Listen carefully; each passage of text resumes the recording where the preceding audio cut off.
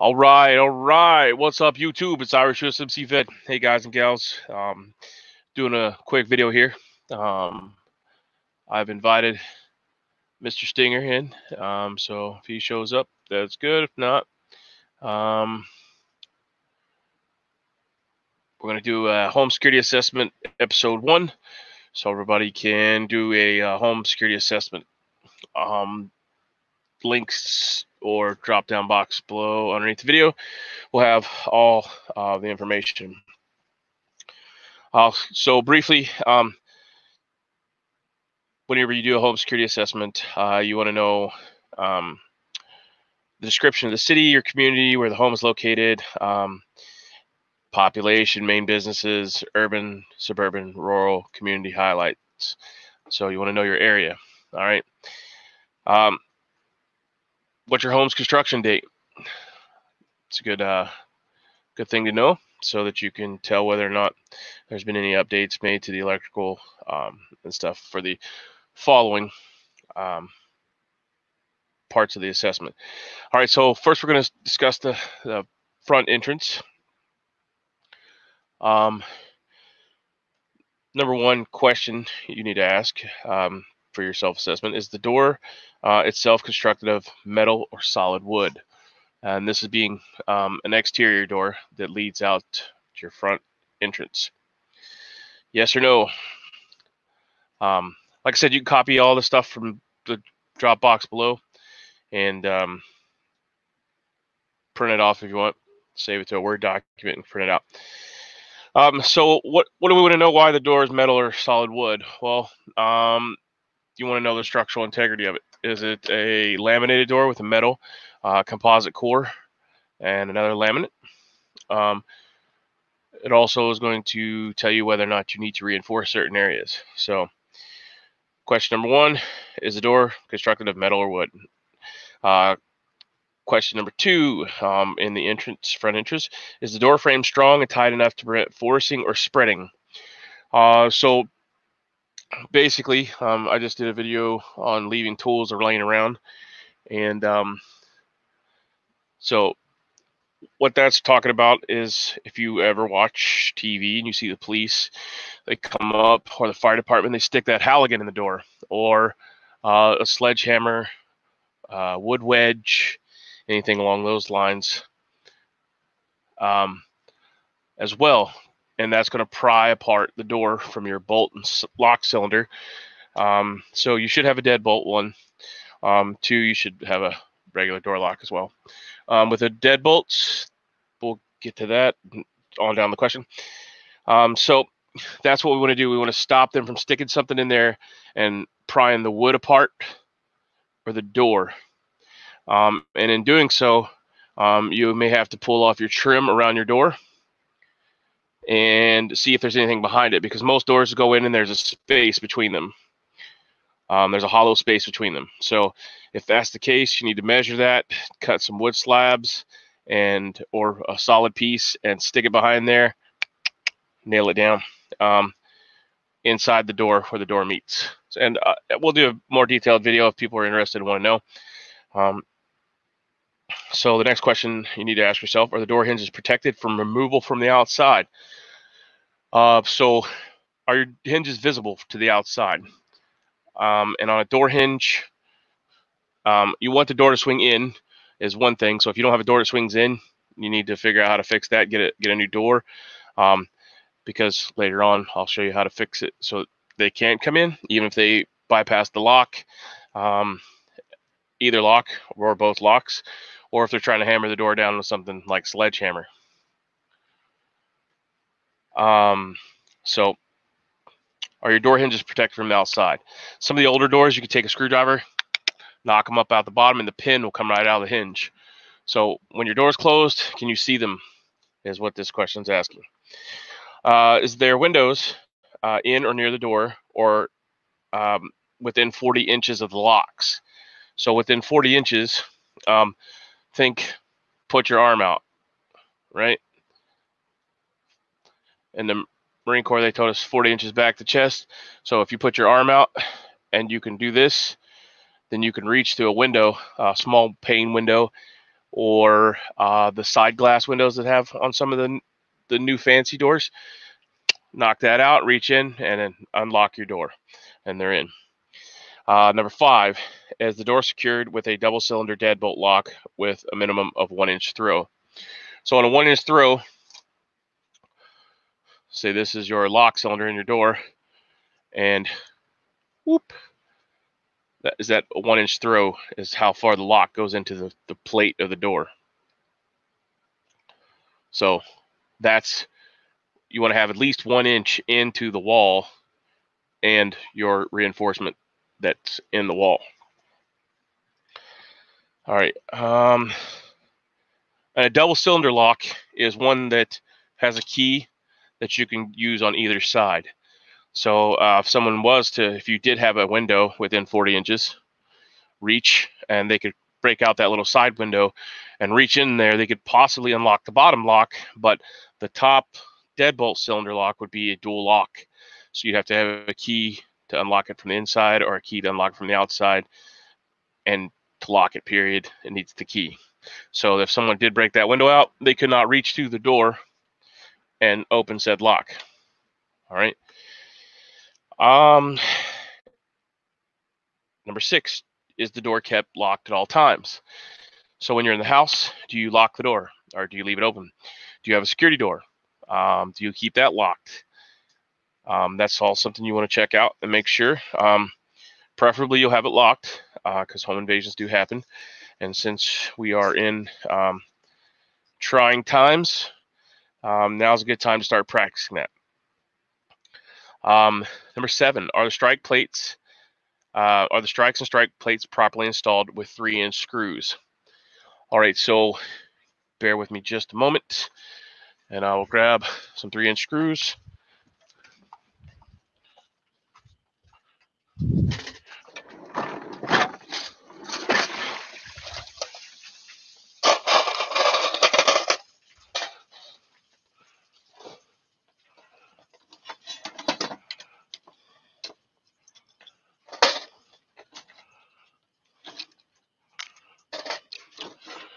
Sorry, I was unprepared.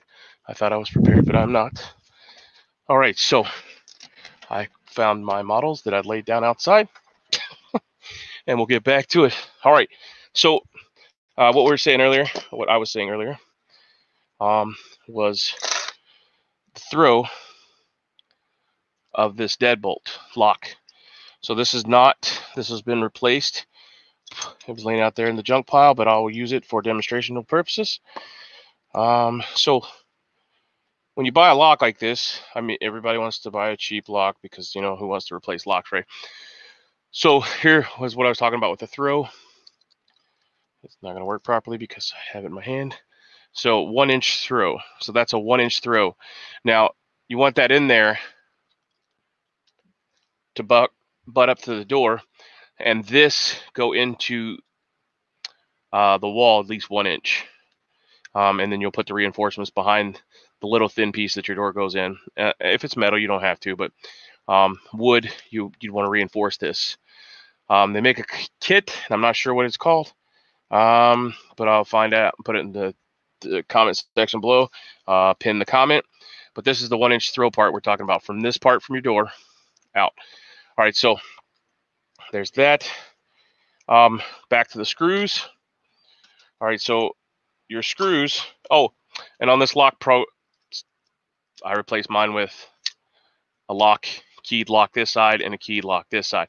And that goes back to, I'm saying, if they can reach in there and grab that, they can unlock this, right? If you got a window, they can reach in there and they're into your house. They've defeated your deadbolt. They've completely went around your security feature. So that's a good thing. These locks also have a core inside of them to help from cutting. So that's a hardenable piece of steel in there. All right, so back to the screws. All right, get you some good quality screws. I use hex heads on everyone's doors that I reinforce. Now these are 3-inch, 3.5, I believe. These are good. Very good. They're hex head, so if someone was to get access to them, say like you had them out there, or not hex head, starbit, number 8 starbit or number 5 starbit. Anyways, if someone was able to get access to them, they'd have a hard time unless they brought the correct tools and they'd already researched what they were going to do anyways. All right, so moving on. Are the strike plates properly installed with 3-inch screws? These. And the strike plate is where this piece, where your little door thing hits here. So when you open the door or you close the door, it catches there. The strike plate out here needs these 3-inch screws. You could also put them in the door, depending on how old your door is. If it's an old door and it won't accept these and it starts breaking, you need a new door. Sorry, that's the fact of security. Does your door have adequate viewing or intercom device, like a Ring camera, a wireless IP camera, a wired camera at your front door with night vision? Ring, if you're into wireless cameras, you can use that. That's a good one. My grandmother has one of those. Actually, she has a couple, 4 or 5, I believe. They make them in different kinds, shapes, sizes, and you can get them with lights and built into them as well. So that's a good thing.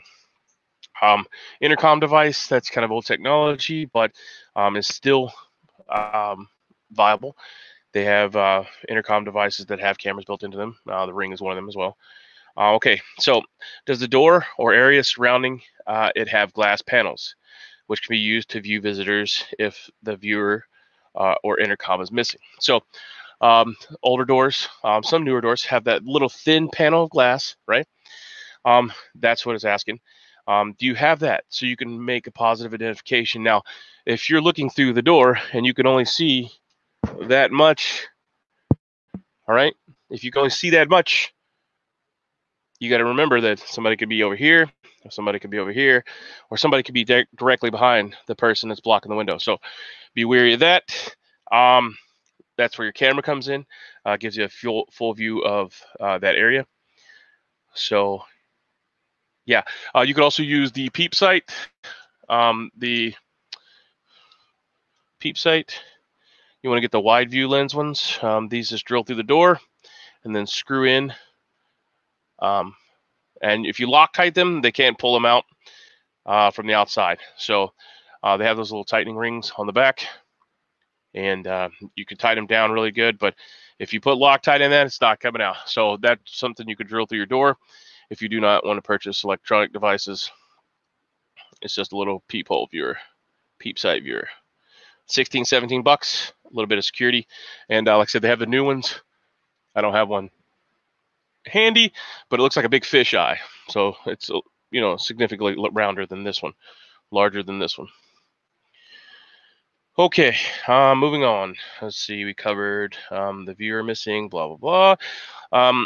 Are all visitors visually identified before unlocking and opening the door? So number 9, are you identifying everyone before you allow them the privilege to come in your house? I.e., are you looking and seeing who they are? Or are you just unlocking the door and walking back into the kitchen to check on your pot that's boiling over? So positive identification before unlocking and opening the door. See if the person is stressed. They could be knocking on the door because they know you and be held at gunpoint or be threatened to threaten harm if they don't get into your house and let the person behind them get in. Okay, so moving on. Number 10, do you have a mail slot, a delivery port, pet entrance? And if so, is it located so it locks and that the locks cannot be reached from the interior? So if you have a cat door, can they reach up to that 40 inches and unlock the door? Can they take a coat hanger or a piece of steel or a piece of aluminum and reach through said cat door or dog door to get in there? Can they fish something through the mail slot and loop it around this knob and pull down on it to unlock it? Can they do that? Something you need to look into. All right. And if you have any questions, please leave them in the comment section, and I will try to answer them. And if need be, we'll do individual videos. This is going to be quite a extensive set of videos. But if you have individual questions or whatever, I can try to help you out with those as well. And like I said, we may have to do individual videos, but all right. So number 11, is there a screen, storm door? Does it have an adequate lock? Back to this.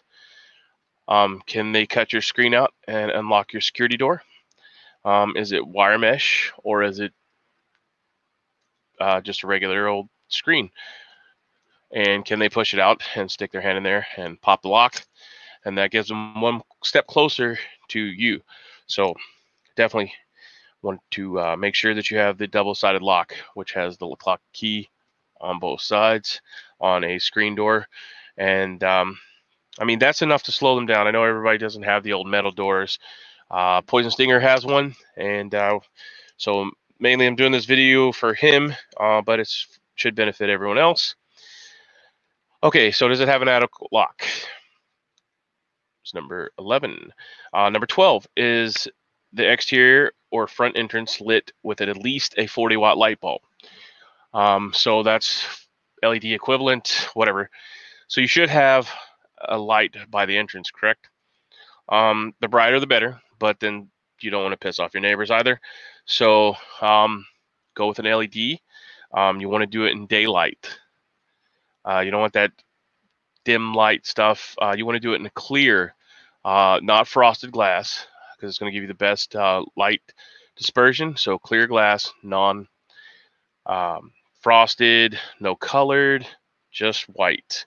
And I believe this 5,000, 6,000 Kelvin is the range of the light that you want to have. But like I said, I'll put that in the pinned comments below for anyone that's interested. Is landscaping entryways designed and maintained to prohibit concealment of the front door?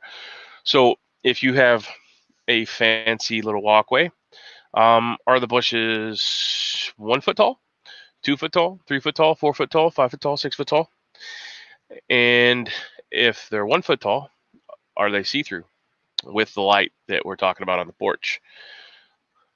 So if the light on the porch does not illuminate out to see that, you want to make sure that the light is bright enough and provides enough illumination for you to see if somebody's behind that. If the plants or trees or whatever you have out there are can conceal a human, then you should probably take a look at getting those trimmed down and out of the way.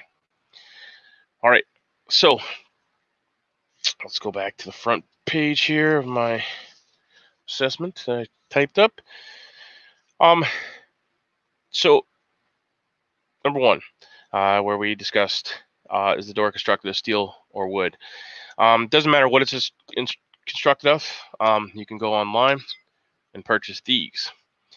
A lot of people don't like these because they're nasty, shiny metal, right? But they can be painted and look like coat hooks on either side of the door. Just did a lady's house with these, and she was adamantly against them. But we put them up anyways after some talking with her. And yeah, so these put these up on the wall. And let's see if I can display a picture right now. We'll go to the Depot of Home.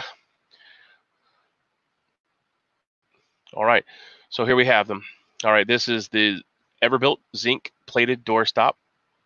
Current price is $461 in wherever I don't know where the area is because I didn't put my information in there, so it couldn't be. And here, well, that's not going to work out, is it? Here, let's zoom back out. Here is what they look like installed on the outside door. So this is something you can use on a gate, but you can also place it indoors and paint them, and then take a 2x4 and slide it behind your door.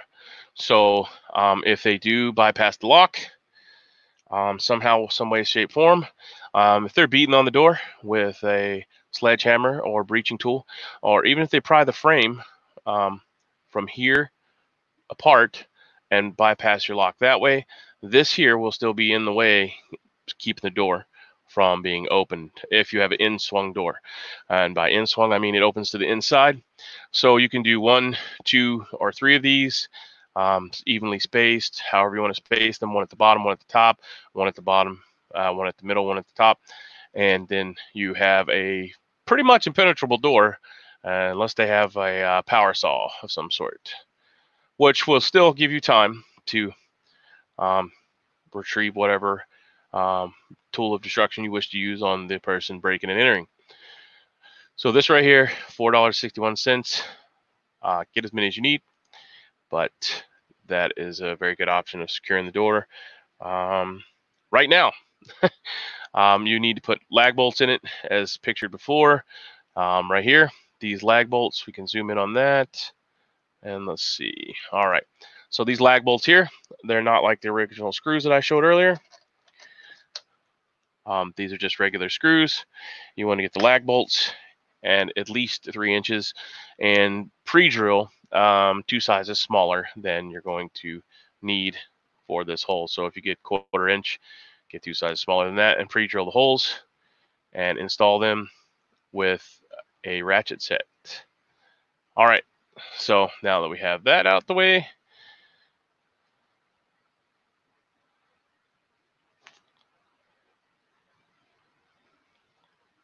good to go. All right, any questions? Not so far. All right, well, that's what we have for you tonight. If you have any specific questions about said front entrance part of the home assessment, home security assessment, leave a question in the comment section below, and I will try to answer them. Please scroll up and make sure that the question has not been answered. And if you need follow-up videos, we will find a way whenever we do another home, or maybe mock up something if we have to help you guys and gals out so that you can secure your home and for any threat that may come your way. All right, well, 22 minutes in. I'd like to thank you for watching. Thumbs up, thumbs down, bitches, moans, complaints, leave them in the comment section below. I'm Irish USMC vet. Check out all my links below if you want to follow us on Twitter, Instagram, you want to support any of my missions, or if you want to make a contribution to the channel so we can move information faster, get some better equipment, then it will be much obliged. Thanks for watching and have a great day. Simplify and Godspeed.